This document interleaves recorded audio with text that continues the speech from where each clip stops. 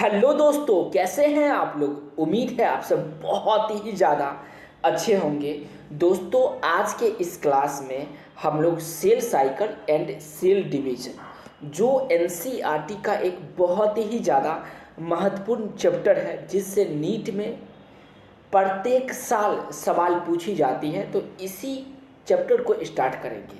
तो चलिए आज का क्लास एक दोहा से स्टार्ट करते हैं कि अब न वफा होगी न वफा की बातें होगी। कि अब न वफा होगी न वफा की बातें होगी, अब जो भी होगी सब एग्ज़ाम के बाद होगी।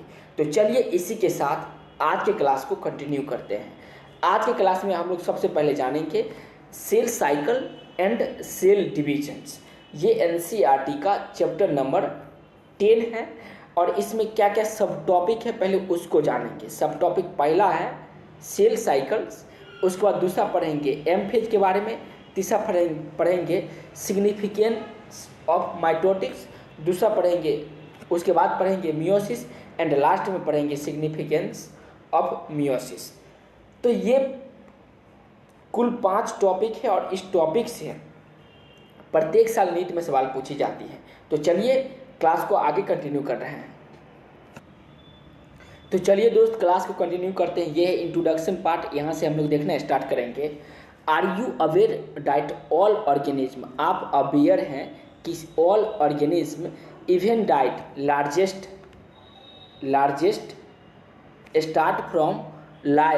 Start their life from a single cell.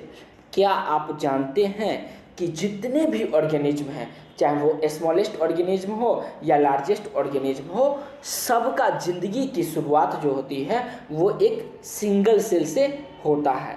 ये एनसीईआरटी क्वेश्चन आपसे पूछती है। फिर नेक्स्ट लाइन देखते हैं, you may wonder how a single cell then gone on to form such large organism.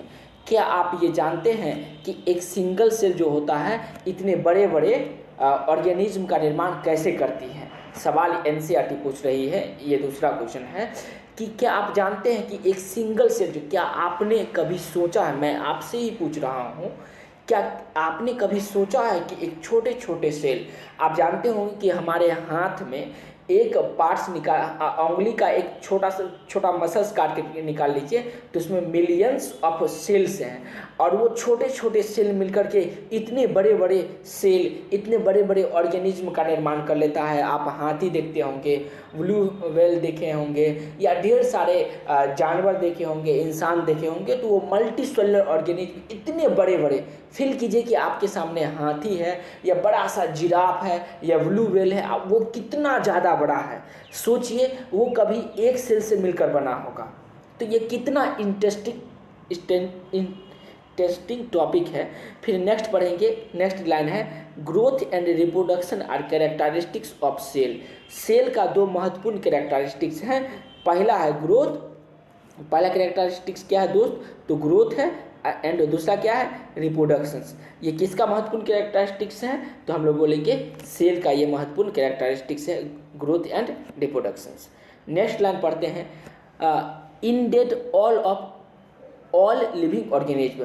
प्रत्येक जितने भी लिविंग ऑर्गेनिज्म हैं सभी में क्या होता है, ग्रोथ भी होता है और साथ ही साथ ग्रोथ के साथ साथ रिप्रोडक्शन होगा। फिर next line, all cell reproduce by dividing into 2।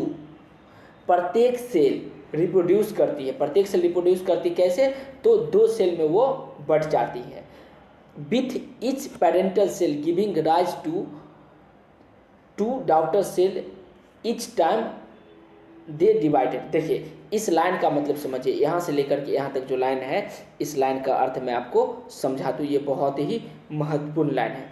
ये बताती है कि जितने भी ऑर्गेनिज्म हैं सब में जो सेल जो रिप्रोड्यूस करती है, तो प्रत्येक सेल, पहले देखिए मान लीजिए ये बड़ा सा सेल है, ये मान लीजिए एक सेल है, ठीक है, ये रिप्रोड्यूस करेगा तो ये 2 सेल का निर्माण कर लेगा। एक सेल ये 2 सेल का निर्माण कर लिया, ये पहला सेल बन गया और ये दूसरा सेल बन गया। अब ये भी जब रिप्रोड्यूस करेगी, इसके कलर को चेंज कर देते हैं, ये भी जब रिप्रोड्यूस करेगी, तो ये भी फिर से 2 सेल का निर्माण कर लेगी। ये एक सेल बनेगा और दूसरा सेल ये बनेगा, ये दूसरा सेल का 2 सेल बना लिया, फिर ये भी 2 सेल का निर्माण करेगा, ये भी 2 सेल। तो इस तरह से क्या होता है, ये जो पहला सेल है इसको बोलेंगे पेरेंटल सेल, आइए बोलेंगे उसका डॉटर। ये है पेरेंटल सेल, ये डॉटर सेल, फिर से ये पेरेंटल सेल हो गया और ये डॉटर सेल हो गया। तो इस तरह से सेल डिवाइड करती है और इसी के दौरान उसका ग्रोथ भी होता है, सेल डिवाइड भी करती है, ग्रोथ भी करती है, जिसके कारण छोटे छोटे ऑर्गेनिज्म, सिंगल सेल से बड़े बड़े ऑर्गेनिज्म का निर्माण हो जाता है। तो एनसीईआरटी यहाँ पे क्वेश्चन भी पूछती है और उसका आंसर भी देता है। अब आपसे नीट में सवाल पूछा जा सकता है कि सेल का 2 महत्वपूर्ण कैरेक्टरिस्टिक्स बताइए। तो क्या बताइएगा मित्र, सेल का 2 महत्वपूर्ण कैरेक्टरिस्टिक्स में पहला बताना है ग्रोथ, पहला ग्रोथ और दूसरा रिप्रोडक्शन। ये सेल की महत्वपूर्ण कैरेक्टरिस्टिक्स हैं। दूसरा सवाल पूछा जा सकता है कि क्या सभी सेल में डिवीजन होता है।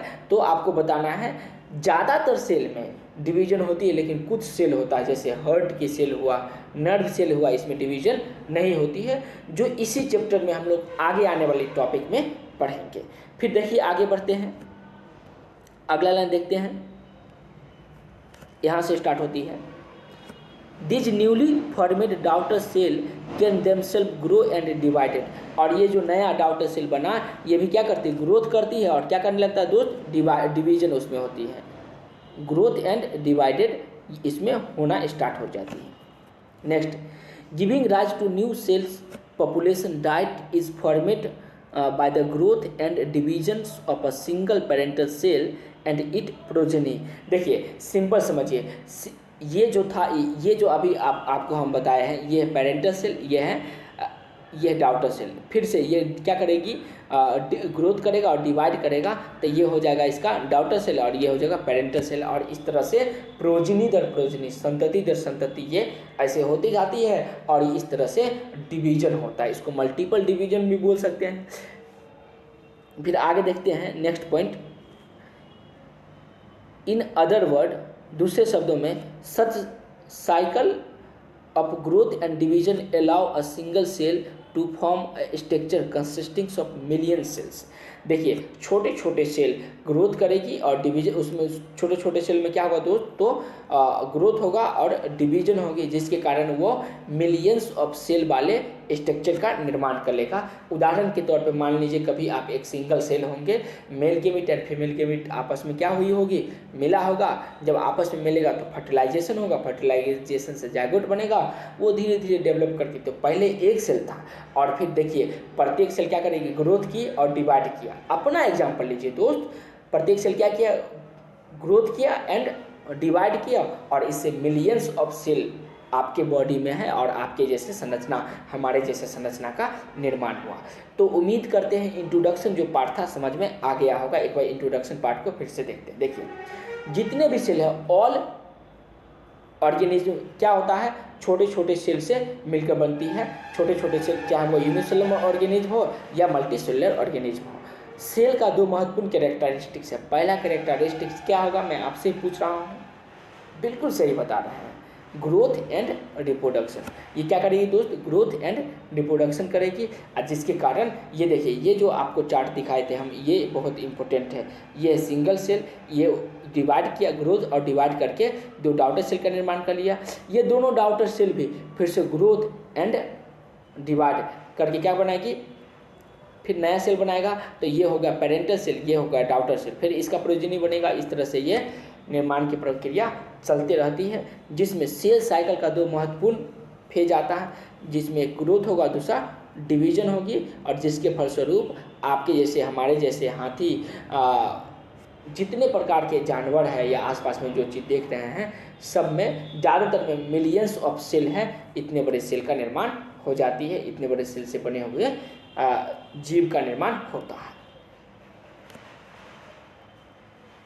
आज के क्लास में जो भी बातें आपको बताया गया होगा समझ में आई होगी।